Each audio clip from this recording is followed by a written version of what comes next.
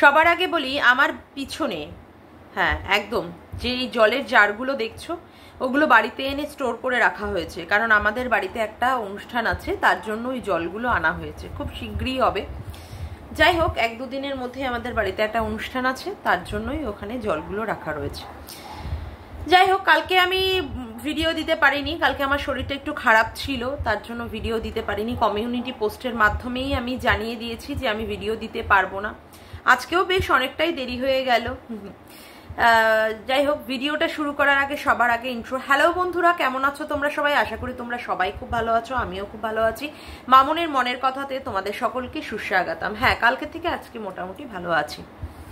আচ্ছা, আমার এখানে অনেকেই দেখছি কমেন্ট করছে।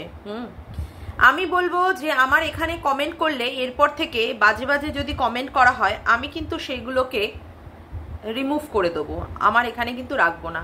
আর কিন্তু তোর জবাব দেবো যদি নোংরা নোংরা খারাপ খারাপ কমেন্ট এখানে করো। যারা যারাই আমার এখানে কমেন্ট করবে, যদি ভালোভাবে কমেন্ট করতে পারো করবে, না হলে আমার এখানে কমেন্ট করবে না। বিশেষ করে রেখা মল্লিক আর নাজনীনকে আমি বলবো আমার এখানে কোনো দিন কমেন্ট করবে না, আমি পছন্দ করি না, আমি সেসব কমেন্ট রাখবো না। আমার উপরে যে সমস্ত নোংরা নোংরা জিনিসগুলো হয়েছিল, তখন তোমরা কোনো রকমের প্রতিবাদমূলক হিসাবে তোমাদের কোনো মন্তব্য প্রকাশ করতে পারোনি। সুতরাং আমার কাজের উপরে আমি কি ভিডিও করব কি ভিডিও করব না, আমি কারোর মানে কথা অনুযায়ী শুনে সেই সমস্ত কাজ করব না। আমি কাউকে দেখে আমার এই চ্যানেলটা খুলিনি। যার পছন্দ হবে সে ভিডিও দেখবে, যার পছন্দ হবে না দেখবে না। পরিষ্কার সোজা মানে সবটা বাংলা ভাষায় কথা বলে দিয়েছি। আশা করি মাথায় বুদ্ধি আছে, বুঝতে পারবে। আর নাজনীনকে বলবো আমার এখানে কিন্তু কোনোদিন এসে আর কমেন্ট করো না। এরপরে কিন্তু কমেন্টের ভালো মতো তোর জবাব দেবো। এখনো পর্যন্ত ভদ্রতাভাবে মানে ভদ্রতা সহকারে কথাগুলো বললাম।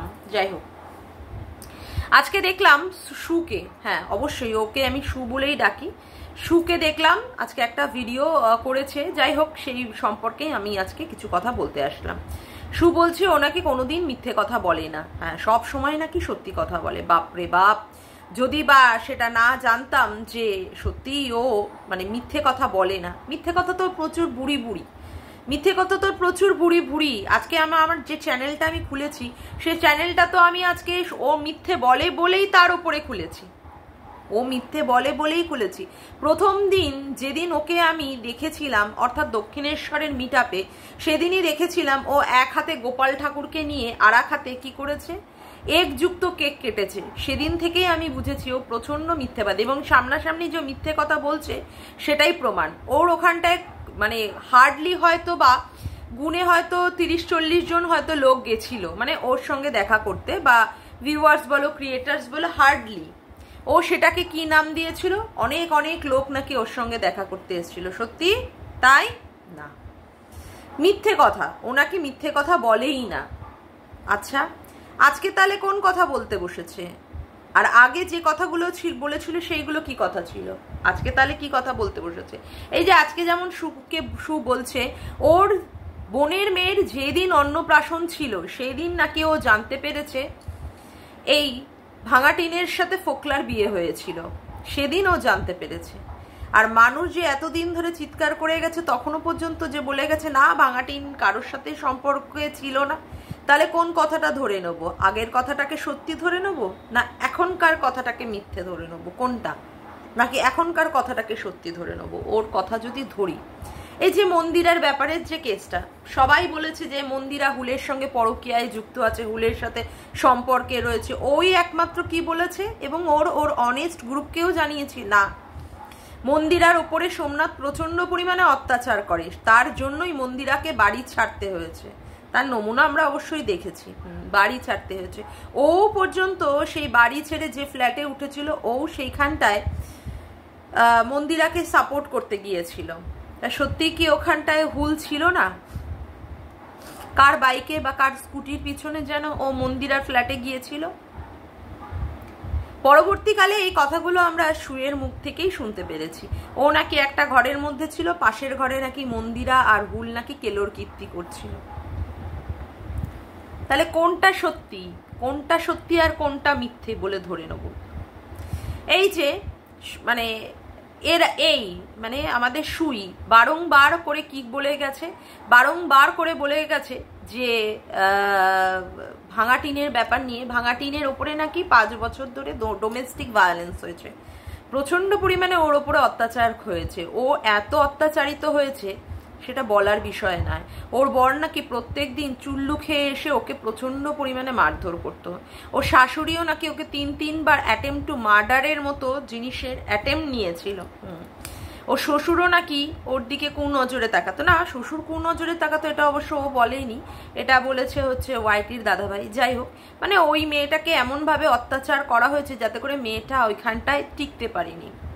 আচ্ছা, মানে এমনভাবে বুঝিয়েছে, প্রচণ্ড পরিমাণে ডোমেস্টিক ভায়োলেন্স হয়েছে ওর উপরে। তার জন্যই সন্দীপ মিত্রের সংসারটাকে ভেঙে দিয়ে অন্য আর একজন পুরুষের হাত ধরতে বাধ্য হয়েছে, হাত ধরতে ওই মেয়েটি বাধ্য হয়েছে। এখন এখানেও যে ছেলেটির সঙ্গে বিয়ে হয়েছে, মানে ও পরবর্তীকালে জানতে পেরেছে, পরবর্তীকালে জানতে পেরেছে, ও আগে জানতো না। যাই হোক, ওর কথাটাই যদি আমি ধরে নিই যে হ্যাঁ ও সত্যি বলেছে।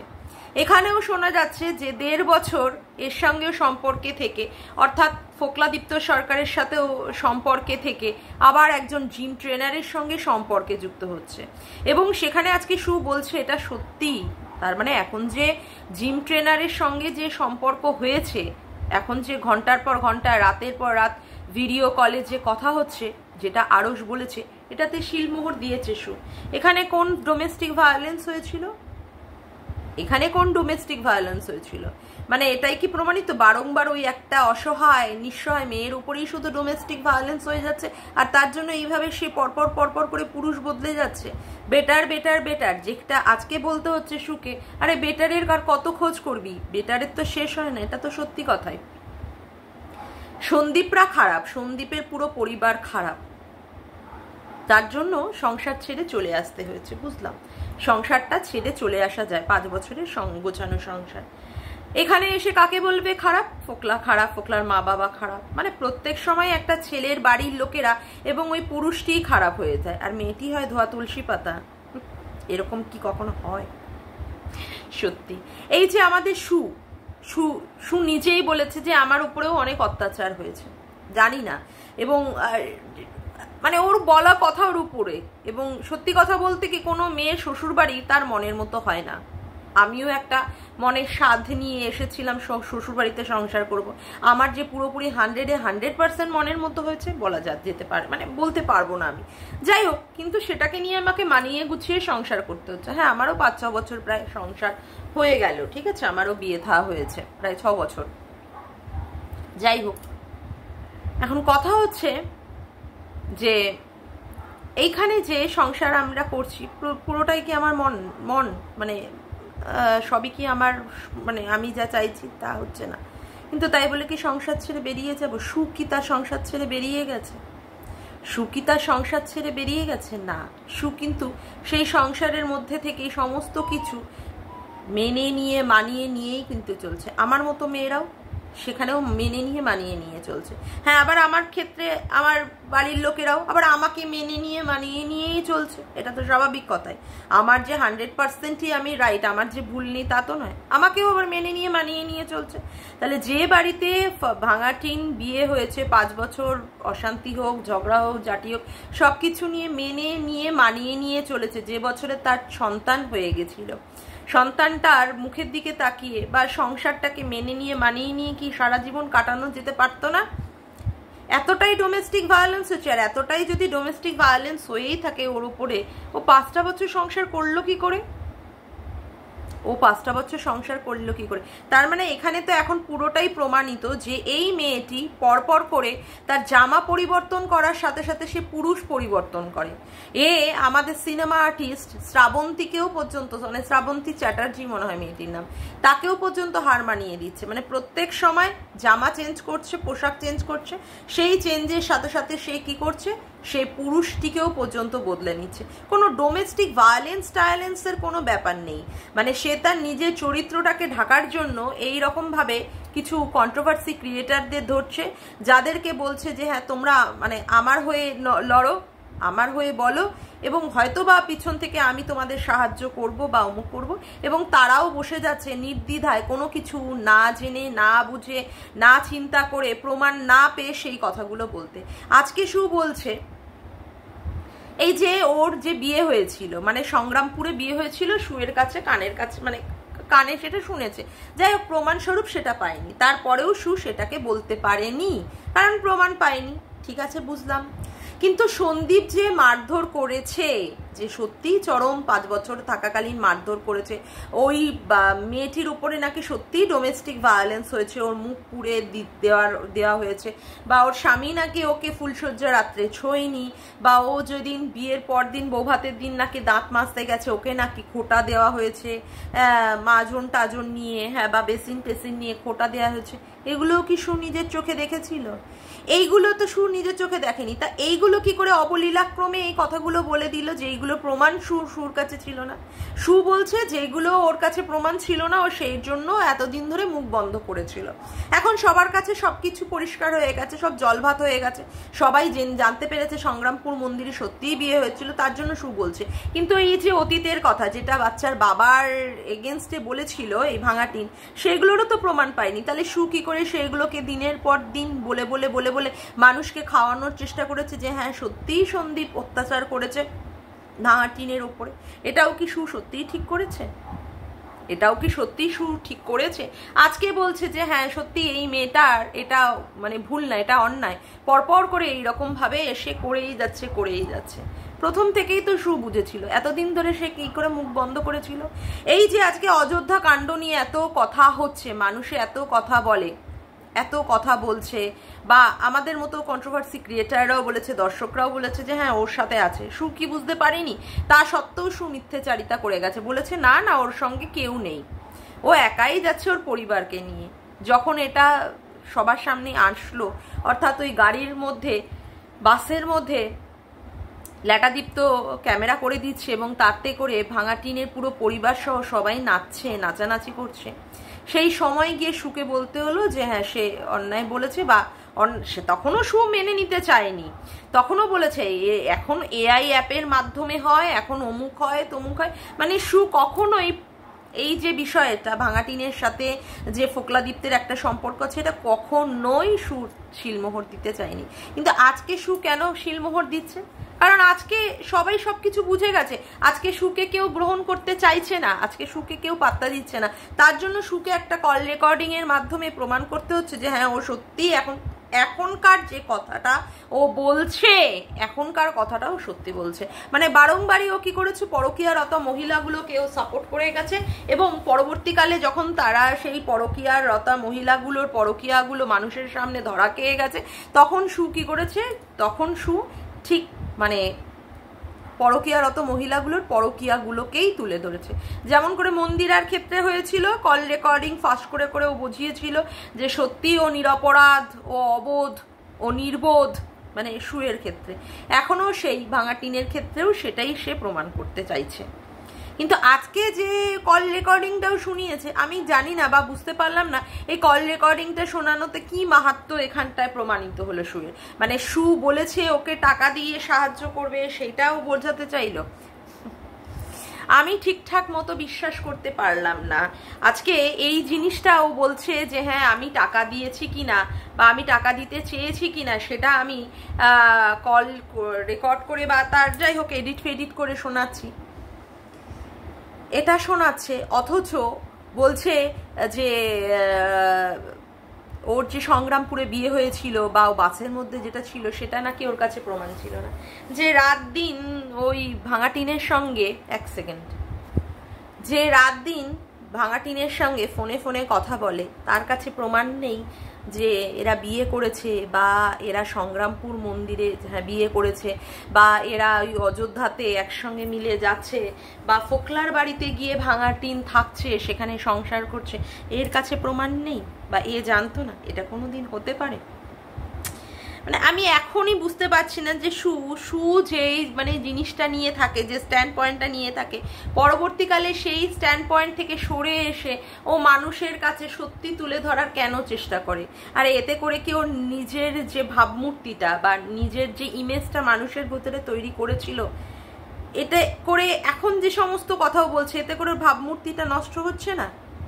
আরে ভাই তুমি একটা দিকে স্টিক করে থাকো, যে কোনো একটা দিকে। এই যে তুমি দোদুল্য মানা হচ্ছে, নয় একবার এইদিকে নয় একবার এদিকে, এইরকম করে খেলার চেষ্টা করো না, তাতে করে মানুষ তোমাকে কিন্তু ভালোভাবে নেবে না। আজকে তোমার ওখানে অনেকেই অনেক ধরনের কমেন্ট করেছে এই কল রেকর্ডিং সম্পর্কিত। আর একজন দেখলাম যতদূর সম্ভব বিদিশা বলছে যে মোরাল অফ দ্য স্টোরি কি, তুমি কোনো পরকীয়ারত মহিলার সঙ্গে আর যোগাযোগ রোখে না। কিন্তু আর যোগাযোগ রেখো না এই ধরনের কথাটাই বা আসবে কেন? এ তো রেখেই যাচ্ছে। একটা মানুষের শিক্ষা হতে গেলে একটা ইনসিডেন্টই যথেষ্ট, বারবার তো ইনসিডেন্ট ঘটার দরকার হয় না, বা সেই ইনসিডেন্টের পড়ার দরকার হয় না। সেক্ষেত্রে মানুষটা যদি বারংবার একই জিনিস করে থাকে তাহলে তো বলতে হবে সে ইচ্ছাকৃত করছে।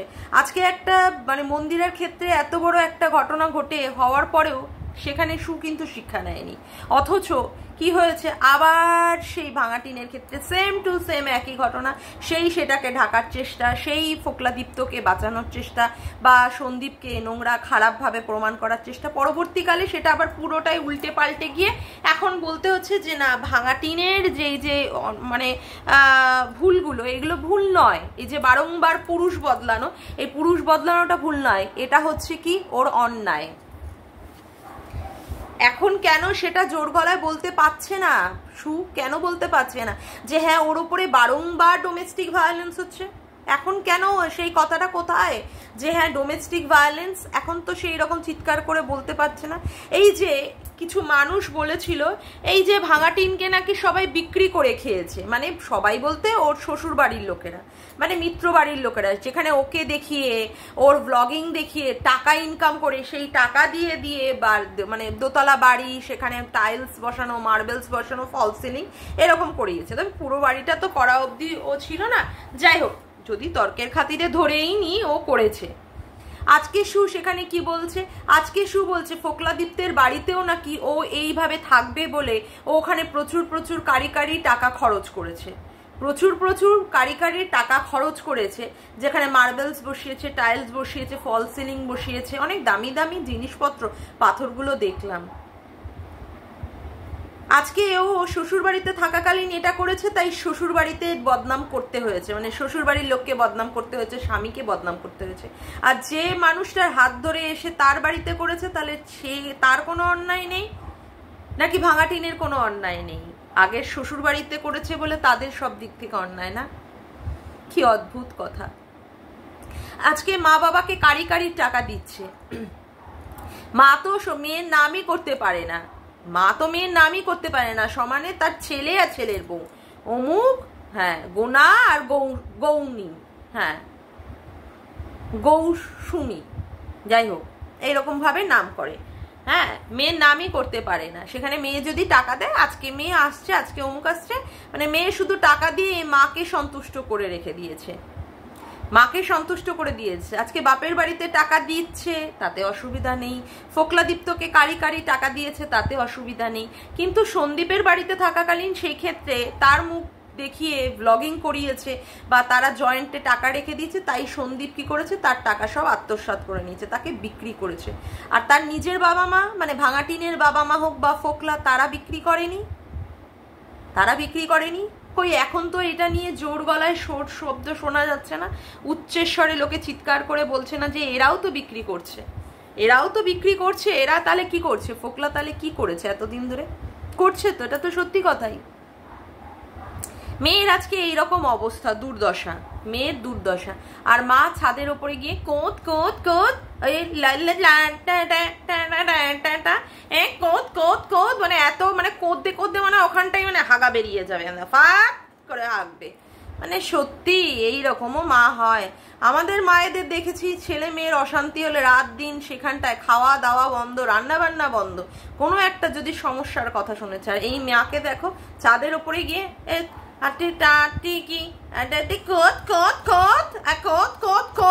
এরকম করে নাচছে, একটা জলের বোতল নিয়ে।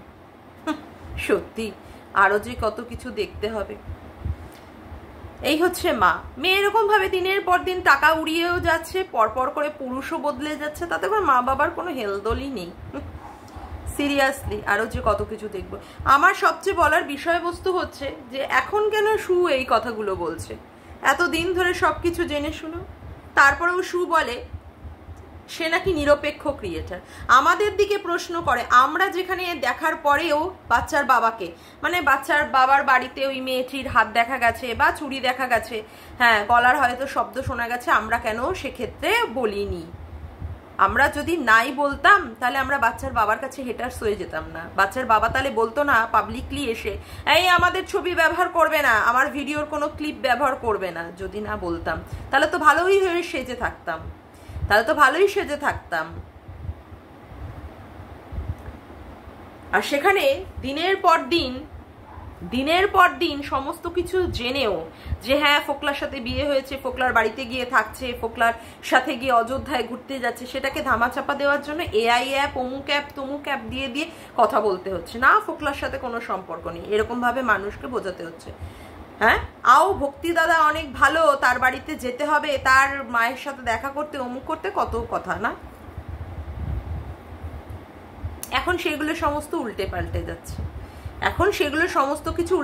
যাচ্ছে, এখন বলতে হচ্ছে যে না, এই ভাঙাটিন যা করছে এটা চরম অন্যায় করছে, এটা ভুল নয়। তাহলে স্বীকার করো বাচ্চার বাবার দোষ ছিল না, বাচ্চার বাবার ডোমেস্টিক ভায়োলেন্সের জন্য ভাঙাটিন বাড়ি থেকে বেরিয়ে আসেনি, ওর নিজের শরীরের খিদেতে, ওর নিজের শরীরের চাহিদার জন্য ও বাড়ি থেকে বেরিয়ে এসেছে। ও শুধু চায় যৌনতা, এটাই পরিষ্কার বাংলা সোজা গোদা ভাষা, সেটা স্বীকার করো। এবং যেখানেই যায় ও সেখানটাই টাকা দিয়ে যৌনতাকে কিনতে চায়, পুরুষদের কাছ থেকে ও শুধু ফ্রিতে যৌনতা কিনতে চায়, ফ্রিতে বলবো না, ওই টাকা দেওয়ার মাধ্যমে। বাচ্চার বাবার কাছে টাকা দিয়েছিল, সেই সময় বাচ্চার বাবা খুব অন্যায় করেছিল, একটা সংসারে থেকে 5 বছরের থেকে সেখানে ছেলে হওয়ার পরেও সেই সংসারটাকে সুন্দরভাবে গোছানোতে টাকা যদি কিছু দিয়েও থাকে সেটা বড় অন্যায় করেছে। আর ফোকলাদীপ্তকে পরপর করে টাকা দিয়ে যাচ্ছে, এখন তো শুনছি জিম ট্রেনারকেও কত টাকা দিচ্ছে। এই দলে নাকি আরো 2-3টে পুরুষ আছে। বাপ রে বাপ, জানি না এইরকম মেয়ের যে ভবিষ্যতে কি হতে পারে জানা নেই। এরকম ভাবে টাকা দিয়ে যাচ্ছে। এই টাকাগুলোর ক্ষেত্রে যাদেরকে টাকা দিচ্ছে বা যারা নিচ্ছে তাদেরকে কি বলা হবে? তাদের বেলায় কেন বলা হচ্ছে না যে তারাও ভাঙাটিনকে বিক্রি করেই খাচ্ছে? সব দোষ, যত দোষ নন্দ ঘোষ, সব ব্যাটারেকে ছেড়ে ওই কেষ্টা ব্যাটাকেই ধর, মানে সব দোষই হচ্ছে সন্দীপের বাড়ির লোকেদের আর সন্দীপের, তাই না? আর একটা কথা বলি, এই যে আমাদের ওয়াইটির দাদা ভাই এত করে অ্যালিগেশন দিচ্ছে মানে শুয়ের এগেনস্টে, শু কেন এইরকম ভাবে চুপ করে রয়েছে? তাহলে শুয়ের কাছে কি কোনো কিছু এমন জিনিস আছে যেটা সিক্রেট থাকার জন্যই সে এই মানে কি বলে ইসের সম্পর্কে, ওয়াইটির দাদা ভাইয়ের সম্পর্কে মুখ খুলতে পারছে না? সেটাই কি ধরে নেবো যে এমন কিছু সত্যি থাকলেও থাকতে পারে যার জন্য সে মুখ খুলতে পারছে না? এত নোংরা কথা বলার পরেও শু কি করে হজম করছে? এত হজম করার মেয়ে তো শু না। আশা করি শু পরবর্তীকালে এই কথাগুলোকে ক্লিয়ার করবে। যাকগে, আজকের মতো ভিডিওটা আমি এখানেই শেষ করলাম। আমার ভিডিওটা যদি তোমাদের ভালো লেগে থাকে তবে অবশ্যই লাইক করো, কমেন্ট করো, শেয়ার করো, আর চ্যানেলটিকে বেশি করে সাবস্ক্রাইব করে রেখো, আর অল নোটিফিকেশন বেলটিকে অন করে রেখো এইরকম নতুন ভিডিও পাওয়ার জন্য। আজকের মতো আসি বন্ধুরা, আবার দেখা হচ্ছে একটি নতুন ভিডিওতে। বাই।